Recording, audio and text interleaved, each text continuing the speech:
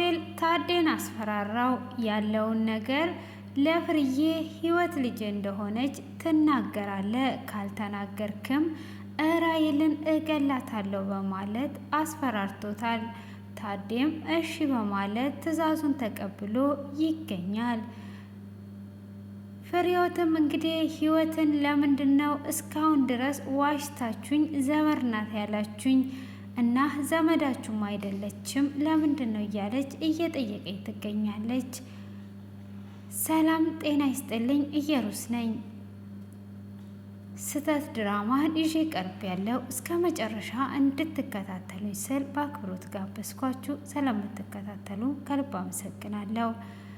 እንዳያችሁት መግቢያዬ ላይ ሮቤል እንግዲህ ታዴ ባላወቀ ከኋላ ይዞት ስንት ልጅ ነው ያለህ? ስንት ኩላሊት ነው? ስንት ልጅ ነው ያለህ ብሎ ሲያስፈራራው ነበር። እሱም አንድ ናት ያለችኝ በማለት ሲል አትዋሽ፣ 2 ልጅ አለክ፣ ህይወትም ያንተ ልጅ እንደሆነች ዛሬ ለፍርዬ ትናገራለህ። ባትናገር እቺ አንዷ ልጅህን እገለልሃለሁ ይለዋል።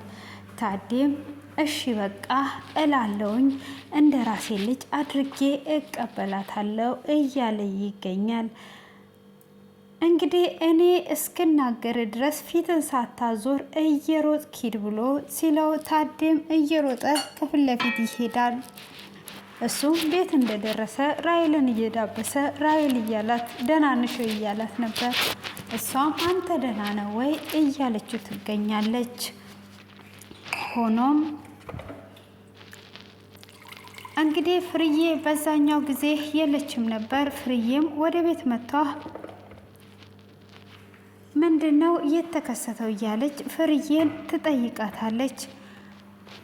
እሷም በምትጠይቃት ሰዓት እንዲህ አልሰማሽም ወይ ህይወት እኮ ከሮቤል ጋር ኖረች እኮ ነው ያለችው ብላ ትነግራታለች። እንዴ ምን እያልሽ ነው ብላ ስትላት እንዲህ ከኛ ቤት እኮ እንደወጣች እዛ ገብታለች፣ እሱ አስቀምጧታል። ግን ለምንድን ነው የዋሻችሁኝ በማለት ትጠይቃታለች። ታዴም ብትሆኚ አንቺ እሷም ደግሞ አክስቴ ብላ እየጠራችሽ ነበር፣ ለምንድን ነው የዋሻችሁኝ ብላ ስትል እኔ እኮ መጥፎ ልጅ እንደሆነችና ፍቅረኛዋም የሰው ነፍስ እንዳጠፋ ጨካኝ እንደሆኑ እዚህ ቤት መቀመጥ እንደሌለባት ስነግርሽ ነበረ። አንቺ እምቢ ብለሽ ግን እዚህ እንድትቀመጥ አደረግሻት። ስለዚህ እኔ መጥፎ እንደሆነች ነግሬሽ ነበረ ብላ ትላታለች። ፍርዬም ልክ ነበርሽ፣ ግን ለምንድን ነው ካዲያ ዘመድ ናት ያላችሁት? አሁን ደግሞ የቅርብ ጎረቤት ስለሆነች ነው አላችሁ። እንግዲህ ጊዜ ይገልጸዋል፣ በደንብ አይበታለሁኝ ብላ ትላታለች። አሁንም እዚህ ግቢ መቀመጥ የለባትም ለምን ተቀመጠችም በማለት ትናገራለች።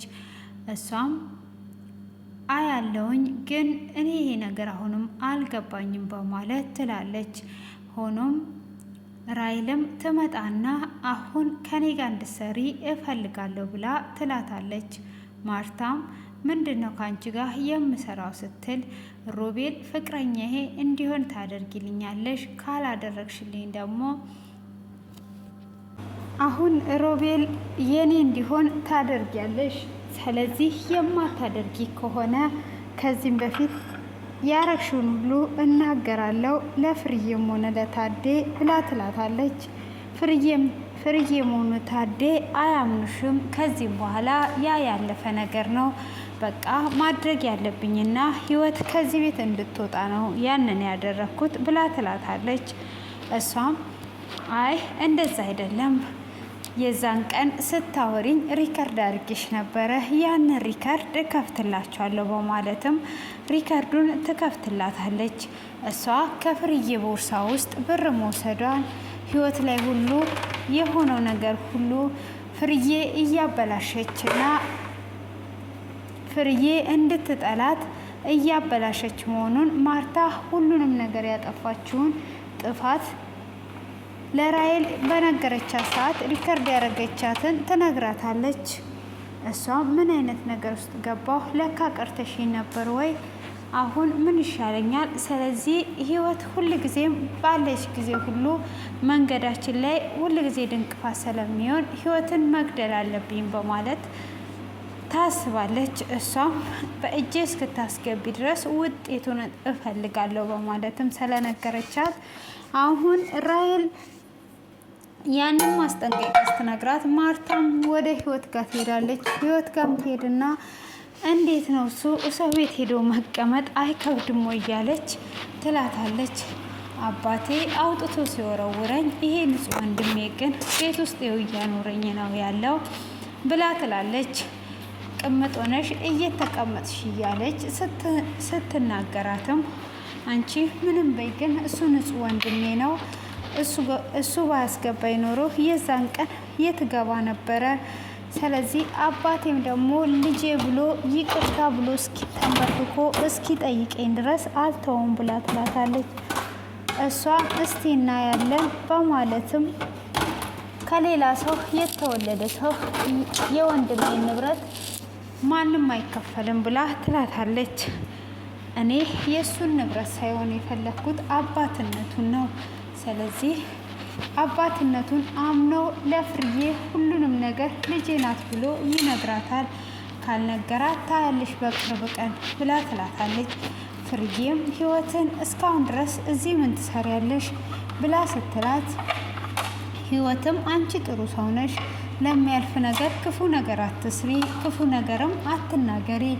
እኔ የኔን ዝምድና ለምን እንዳይታወቅ ታዴ እንደፈለገን እንጂ እኔ የቅርብ ዘመዳቸው ነኝ ብላ ትላታለች።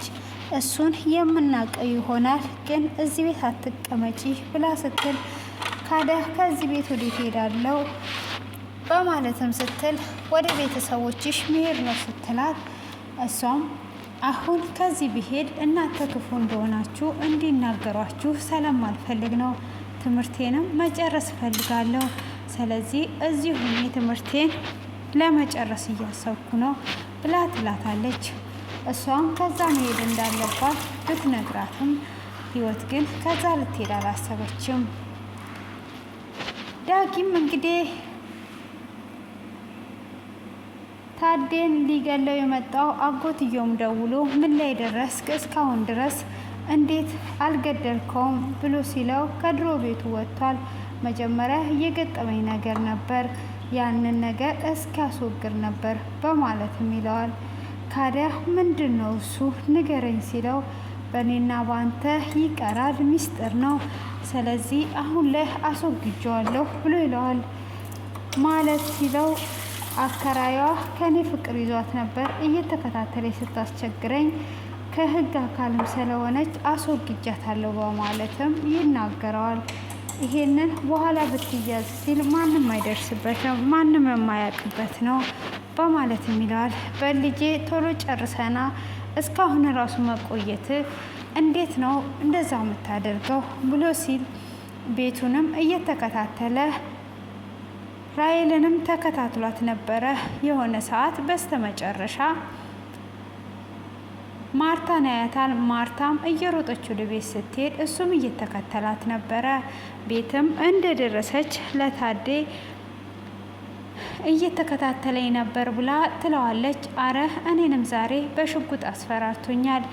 ህይወት ልጄ እንዳልሆነች ካልተናገርኩኝ ራሔልን እንደሚገሏት ነግሮ አስፈራርቶኛል ብሎ ሲነግራት እንዴ ለዚህ ነው እንዴ ለካ ህይወት ቅድም ላይ አንበረክከዋለው ገና እያለች ነበረ ብላ ትለዋለች። እንዴ እንደዚህ ነው እንዴ እንዴት ነው እኔ የምንበረከከው ሲል ራሔል ማርታና ታዴ እንግዲህ ተፋጠው ይገናኛሉ ማለት ነው። ህይወት እንግዲህ ያስፈራራው ሮቤል ነው፣ እነሱ ያሰቡት ሌላ ነው ማለት ነው። በዚህ አይነት መልኩ ነበረ የዛሬው ድራማ ማለት ነው። በቀጣይ ክፍል እስክንገናኝ ድረስ መልካም ቆይታ ይሆንላችሁ። ከልብ አመሰግናለሁ። እስከዚህ ሰዓት በትዕግስት ስለተከታተላችሁኝ ተባረኩልኝ። ምሽታችሁ ያማረ የተባረከ ይሁን። መልካም ምሽት።